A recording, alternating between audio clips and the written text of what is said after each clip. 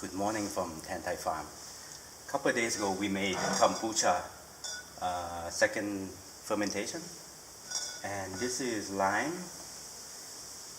hibiscus. So what we do this morning is we need to burp them because it might build up too much pressure and it might break the glass, the bottle. So let's see. Whoa.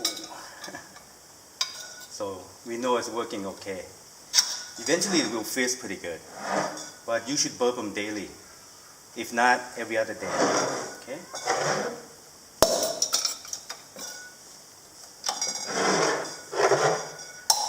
No, not too much. Not too much. I also burped this the first day already, and today is day number 3. Maybe we'll taste them in the afternoon, and if it tastes good, okay, then that should be enough, and then we'll refrigerate them to stop it from fermenting any farther. Sound pretty good.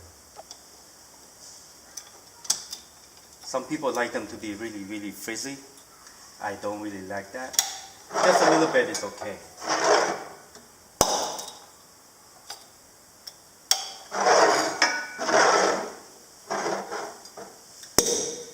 Yeah, I did put more sugar in lime than in the hibiscus juice, so it pops a little bit more.